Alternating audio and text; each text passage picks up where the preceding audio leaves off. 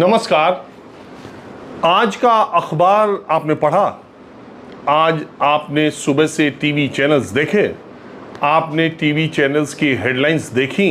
या आपके अखबार जो भी आपने पढ़ा हो, या मोबाइल पर आपके जो खबरें आई हों, या आपने सोशल मीडिया में कहीं पढ़ा हो, तो आपने ये पढ़ा कि एनडीटीवी के प्रमोटर्स प्रणय राय और राधिका राय, जो पहले पूर्व प्रमोटर्स यानी मालिक प्रणय राय और राधिका राय को सीबीआई ने वो केस ही बंद कर दिया, क्लोजर रिपोर्ट दाखिल कर दी।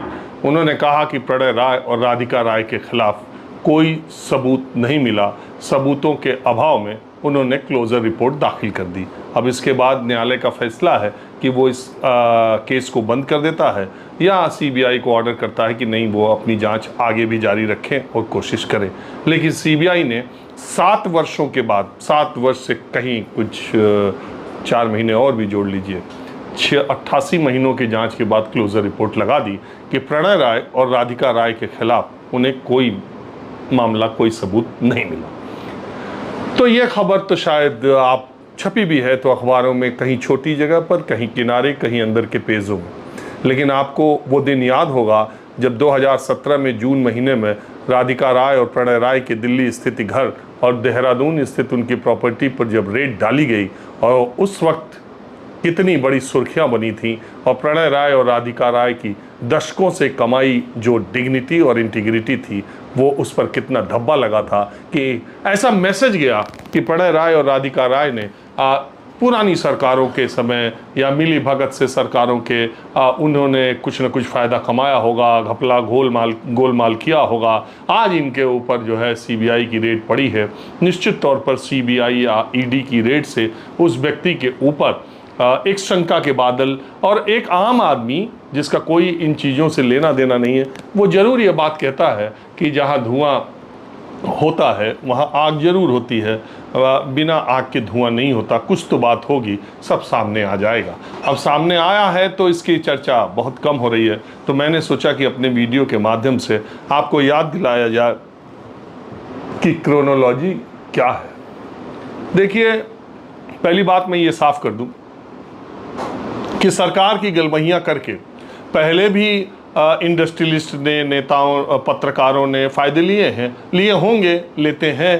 पहले के ज़माने में जिन लोगों पर यह आरोप था कि कांग्रेस या वामपंथी सरकारों के नज़दीक जो पत्रकार रहे, उन्होंने फ़ायदे लिए होंगे या ले रहे होंगे। और आज की सरकार में आपको पता ही है कि जो लोग सरकार की गलबहियां करते हैं वो फ़ायदा ले रहे हैं कि नहीं ले रहे हैं, ये मैं कहने की बात नहीं है, और ये स्वाभाविक सी बात है। कई कलाकार तो ऐसे हैं कि सरकार चाहे जिसकी आती जाती रहे, वो दोनों में उसी तरह से अपने हाथ धोते रहते हैं और दोनों में उनकी स्वीकार्यता उसी में रहती है।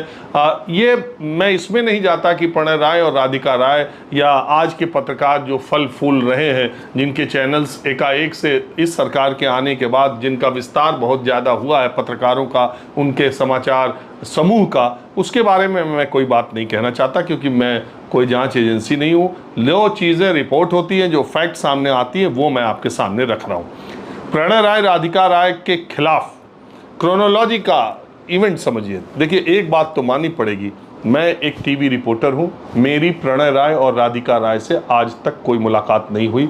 मैंने एनडीटीवी समूह में कभी नौकरी नहीं की। एनडीटीवी से रिलेटेड लोगों से भी मेरा कोई वास्ता बहुत ज़्यादा नहीं रहा। 2-4 मेरे मित्र वहाँ चैनल में काम करते हैं, लेकिन मेरी ज़िंदगी की हमेशा से एक ख्वाहिश शुरुआती दिनों में थी कि मैं भी एनडीटीवी का हिस्सा बनूं और उस प्रतिष्ठित ब्रांड के लिए मैं भी रिपोर्टिंग करूं। ये स्वीकार करने में मुझे कोई गुरेज नहीं है, लेकिन मैं शायद उस लायक नहीं था, या मुझे मौका नहीं मिला कि मैं एनडीटीवी में राधिका राय और प्रणय राय की सरपरस्ती में नौकरी करता, क्योंकि मैं अपने शुरुआती दिनों से, छात्र जीवन से, जिस एक व्यक्ति के ज्ञान, उसके प्रेजेंटेशन, उसके राजनीतिक समझ, उसके सौम्यता, उसका चेहरा, उसकी आवाज़ जो मेरे दिलो दिमाग पर छाई रहती थी, उस आदमी का नाम प्रणय राय है। और मेरे लिए उनके दिल में बहुत बड़ी इज्जत है, और मैं उन्हें भारतीय टेलीविज़न के भीष्म पितामह के तौर पर मानता हूँ।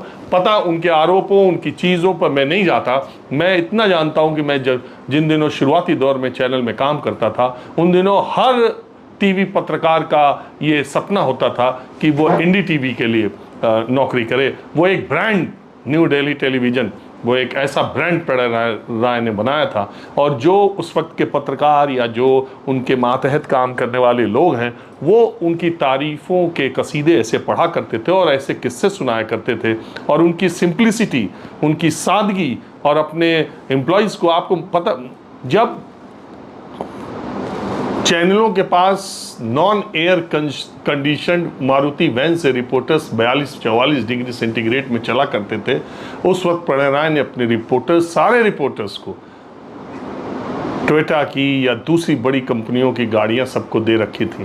ब्लैकबेरी, मुझे याद है मुंबई बम विस्फोट हुआ था, तो हालांकि मैं ये भी, मुझे लगता है कि जितना प्रणय राय ने अपने एम्प्लॉयज़ के लिए किया, एम्प्लॉयज़ ने वो लॉयल्टी या वो कमिटमेंट या वो कन्विक्शन से शायद आराम परस्त भी थे।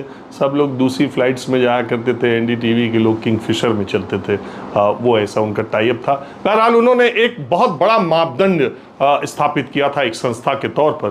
तो ये बात अलग जाती है। अब आरोपों पे आते हैं और क्रोनोलॉजी को समझिए कि देश की इंटीग्रिटी, डिग्निटी को एक मैं ये नहीं कहता कि लेकिन उस ब्रांड को बनाने वाले प्रणय राय का क्या हाल हुआ। और एनडीटीवी उनके हाथों से, जैसे किसी के हाथ से रेत निकल जाए, प्रणय राय के हाथ से एनडीटीवी रेत की तरह निकलते गया और देखते गए और वो रोक नहीं पाए। कैसे हुआ ये सब, ये एक सबको पता ही है कि क्या हुआ। लेकिन मैं आपको ये बताऊं कि 5 जून 2017 को सीबीआई ने प्रणय राय और राधिका राय के घर पर रेड मारी। रेड इसलिए मारी गई कि एक प्राइवेट व्यक्ति जिसका नाम संजय दत्त है, और उसने ये शिकायत की थी कि प्रणय राय और राधिका राय ने आरआरपीआर होल्डिंग्स, जो उनकी कंपनी के डायरेक्टर हैं, उन्होंने जो लोन लिया है, इंडिया बुल्स से पहले लोन लिया था, फिर आईसीआईसीआई बैंक से लोन लेकर के इंडिया बुल्स का लोन चुकता किया, और उसमें 48 करोड़ रुपए का आईसीआईसीआई बैंक को घाटा लगा। ये कहते हुए एक प्राइवेट व्यक्ति ने सीबीआई को एक शिकायत दर्ज कराई, और उस शिकायत के आधार पर सीबीआई ने दोनों के घरों के सर्च किया और उनके ऊपर केस दाखिल किया। और वो केस की जांच करते करते जब 7.5 साल बीत गए, तो उसके बाद सीबीआई ने अपनी क्लोजर रिपोर्ट लगा दी। अब जो राधिका राय और प्रणय राय की पिछले 7 वर्षों में ये सीबीआई की रेड के बाद उनकी छवि को जो नुकसान पहुंचा है, उनके ऊपर जो धोखाधड़ी का आरोप लगाया गया, तमाम जगहों पर बातें कही गई, तो इसके लिए अब राधिका राय और प्रणय राय से माफ़ी कौन मांगेगा। ये 7 साल उनकी ज़िंदगी के जो आरोपों के उनके दामन पे जो दाग लगाए गए, और आज सीबीआई ये बात कह रही है कि क्लोजर रिपोर्ट लगा दी, उसे कोई सबूत नहीं मिल रहा है, तो वो दाग 7 सालों के प्रणय राय और राधिका राय के दामन से कौन छुड़ाएगा। क्यों ऐसा हो रहा है कि ईडी के केसेस में एक से एक लोग सब बाहर चले जा रहे हैं। 15 महीने जेल में सिसोदिया, संजय सिंह जेल में, और उसके बाद हेमंत सोरेन को as a chief minister ED jail में, और उसके बाद कोर्ट का जज, सुप्रीम हाई कोर्ट का जज कहता है कि आपके पास कोई सबूत नहीं है, कोई प्राइमा फेसी सबूत नहीं है हेमंत सोरेन के खिलाफ। सुप्रीम कोर्ट ईडी आती है और सुप्रीम कोर्ट कहता है देखो, अगर ज़्यादा हम इसके चक्कर में ये जो फैसला दिया गया बिल्कुल सही फैसला, अगर हमने इसको खोलने की दिक्कत की, खोलनी तो आप दिक्कत में पड़ जाओगे।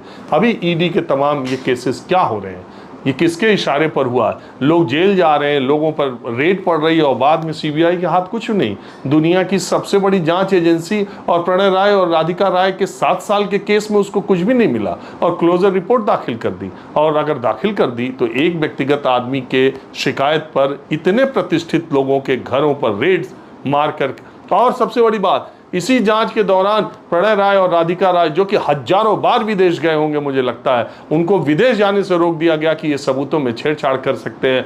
ये उनको विदेश नहीं जाने दिया, उनका पासपोर्ट करके उन लोगों को। आज उसका कौन जवाब देगा, कौन माफ़ी मांगेगा प्रणय राय और राधिका राय से?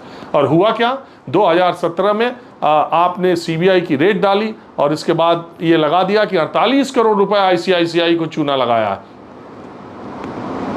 और हुआ, उसके बाद ये हुआ कि आरआरपीआर जो होल्डिंग्स है, उसने विश्व प्रधान कस्टमर्स प्राइवेट लिमिटेड से लोन लिया था, VSPL उसका नाम था, और उसमें 29.5% शेयर अपने प्लेज किए थे।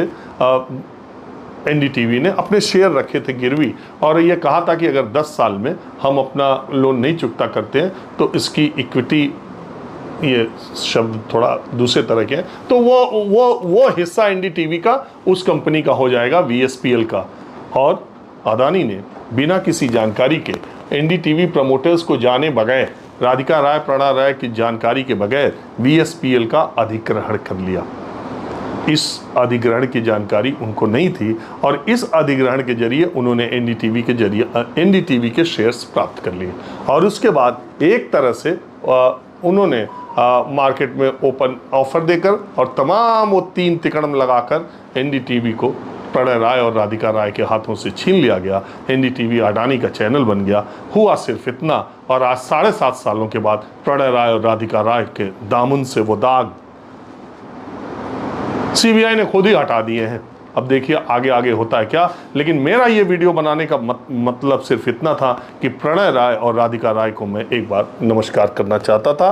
और मैं ये नहीं जानता, मुझे नहीं मालूम कि उन्होंने क्या किया, गलत किया, सही किया, लेकिन एक आदमी जिसके प्रति मेरे दिल में बहुत श्रद्धा, बहुत इज्जत थी, उनके ऊपर एक कलंक लगा था सीबीआई की रेड से, लेकिन जब ये क्लोजर रिपोर्ट उन पर दाखिल हो गई तो मुझे लगता है कि प्रणय राय और राधिका राय के साथ इस वक्त खड़े होना चाहिए और अपनी आवाज़ रखनी चाहिए। ये जांच एजेंसियों के छापे और ये जांच एजेंसियों के गिरफ्तारियों से सच कभी दवा नहीं करता।